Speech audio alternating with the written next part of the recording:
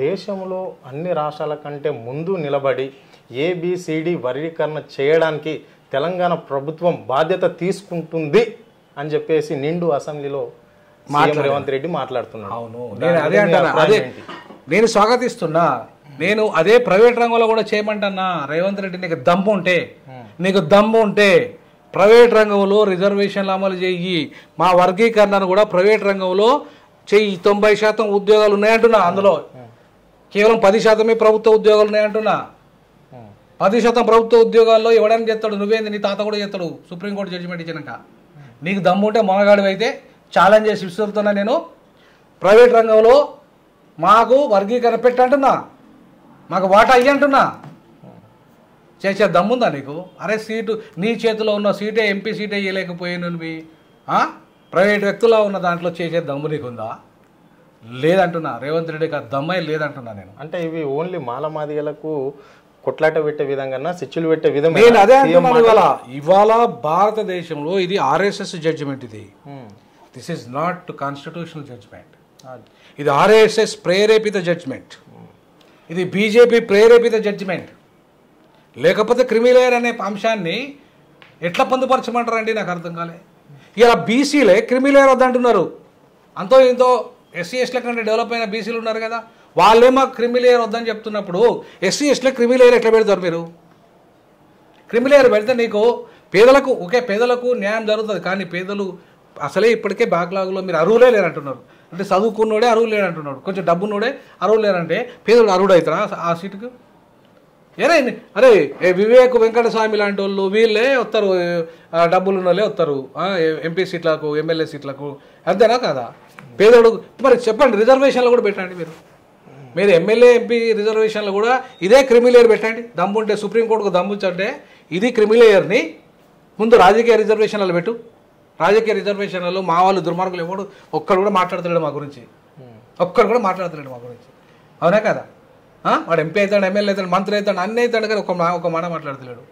ఇది పెట్టు, క్రిమిలేయర్ పెట్టి అక్కడ కేవలము 10 లక్షలు సంపాదించినోడు, 20 లక్షలు సంపాదించినోడు, 50 లక్షలు సంపాదించినోడు, 50 లక్షల కంటే ఎక్కువ సంపాదించినోడు ఎంపీ పోటీ చేయదు, ఎమ్మెల్యే పోటీ చేయదు. పెట్టు, నీ దమ్ముంటే పెట్టగలుగుతుంది సుప్రీంకోర్టు, పెట్టగలుగుతుందా ఈ ఎలక్షన్ కమిషన్ ఆఫ్ ఇండియా, పెట్టగలుగుతుంది ఈ పార్లమెంటు, పెట్టగలుగుతుందా రేవంత్ రెడ్డి కాంగ్రెస్ పార్టీ, పెట్టగలుగుతుందా ఈ బీజేపీ, పెట్టగలుగుతుందా ఈ వైఎస్ఆర్సీపీ?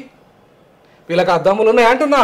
బాబాసాహెబ్ అంబేద్కర్ వారసులుగా నేను ఛాలెంజ్ విసురుతాను. వీళ్ళకి చేయండి, మీరు కుల వ్యవస్థను రద్దు చేయమని చెప్పే దమ్ము ఈ సుప్రీంకోర్టుకు ఉందా అంటున్నా. మమ్మల్ని అగ్రవర్ణ పేదలతో సమానంగా హోమోజెనియస్ అని చెప్పినప్పుడు నేను మాదిగొని నన్ను బ్రాహ్మణుగా చేయండి. మీరు దమ్ముంటే నేను కులం మార్చుకోవడానికి రెడీ ఉన్నా. I'm ready for to change my cast. నేను మాదిగ నుండి బ్రాహ్మణ్ అవుతా. నాకు ఇవ్వనండి సర్టిఫికేట్ దమ్ముంటే.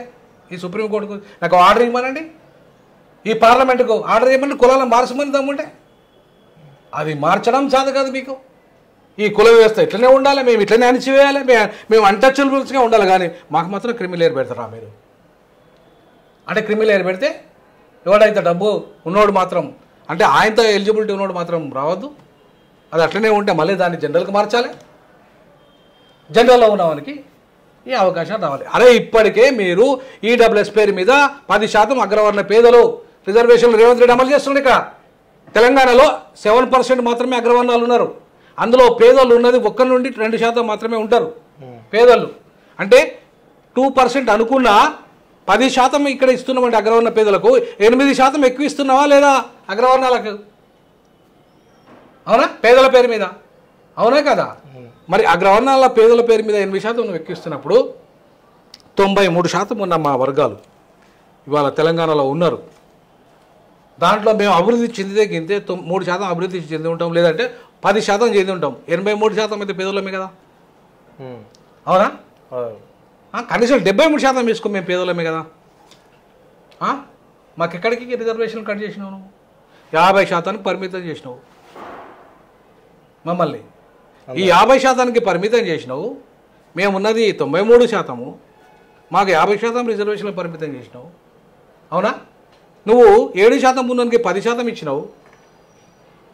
ఇది న్యాయం. అట్లాగే ఇంకా ఓపెన్ కేటగిరీలో 40% ఉన్న రిజర్వేషన్లు అగ్రవర్ణాలకే ఇచ్చినాం. అంటే ఈ 7% ఉన్న వాళ్ళకు ఈ 10% ప్లస్ ఈ 40%, అంటే మొత్తం 7% ఉన్నోనికి 50%లో అవకాశాలు ఇస్తున్నావు నువ్వు.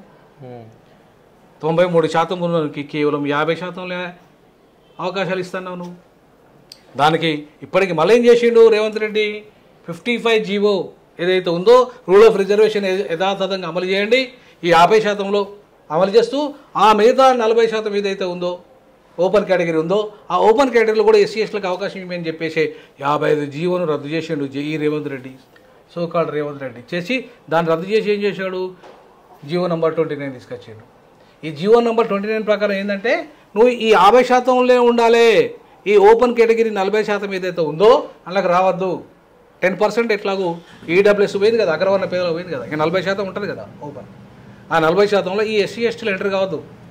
ఎవరు కావాలి? ఈ ఈడబ్ల్యూఎస్ కూడా మళ్ళీ ఇలా కొత్తాడు, వీరికి ఇలా రాకపోతే ఇలా కొత్తాడు. అంటే 7% ఉన్న వాళ్ళకు నువ్వు 50% అమలు చేయడానికి 29 జీవో తెస్తావు. అంటే ఈ గ్రూప్ 1 ఆఫీసర్లు, కలెక్టర్లు, డిప్యూటీ కలెక్టర్లు, డిఎస్పీలు వీళ్ళందరూ ఈ 29 జీవో ప్రకారంగా ఈ 40% ప్లస్ ఈ 10% 50% కొట్టేయాలి. మేమందరం 93% ఉన్న వాళ్ళు ఇళ్ళనే ఇరుక్కోవాలి, ఇళ్ళనే కావాలి. మేము ఈ గ్రూప్ 1లో డిప్యూటీ కలెక్టర్లు కావద్దు, క్లాస్ 1 ఆఫీసర్లు కావద్దు, అయితే గీతే 15%లో ఉన్న వాళ్ళం కావాలి. ఒకవేళ నాకు 100కు 93 మార్కులు వచ్చినా నేను ఎక్కడికి పోవాలి? ఈ 50%లోనే ఉండాలి. ఒకవేళ ఒక బ్రాహ్మణునికి, ఒక రెడ్డికి, ఒక వైశ్యునికి 60 మార్కులు వచ్చినా కూడా వాడు ఎక్కడికి వస్తాడు? పోటీ ఇళ్ళకు ఈడబ్ల్యూఎస్లో పోతాడు, అలా దొరకకపోతే ఓపెన్ కేటగిరీలో పోతాడు. అంటే రిజర్వేషన్ వల్ల లాభపడుతున్నది వాడు 7% అగ్రవర్ణాలే కదా. రేవంత్ రెడ్డి నీకు దమ్ముంటే, నీకు చిత్తశుద్ధి ఉంటే రిజర్వేషన్ల పట్ల ఇమ్మీడియట్లీ నువ్వు తెచ్చిన 29 జీవోను రద్దు చేయి. 30 లక్షల మంది నిరుద్యోగులు ఉన్నారు, మా వర్గాలే ఉన్నారు అందులో ఎక్కువ. నీవు ఇవాళ నీ వర్గాలకు మొత్తం అవన్నీ ఇవ్వడానికి 50% ఇంపార్టెంట్ పోస్టులన్నీ ఇవ్వడానికి నువ్వు తెచ్చిన ఈ జీవో 29 రద్దు చేసి ఛాలెంజ్ చేస్తున్న దమ్ము ఉంటే నీకు రిజర్వేషన్ల పట్ల చిత్తశుద్ధి ఉంటే రద్దు చేయంటున్నా. నేను ఛాలెంజ్ విసురుతున్నా.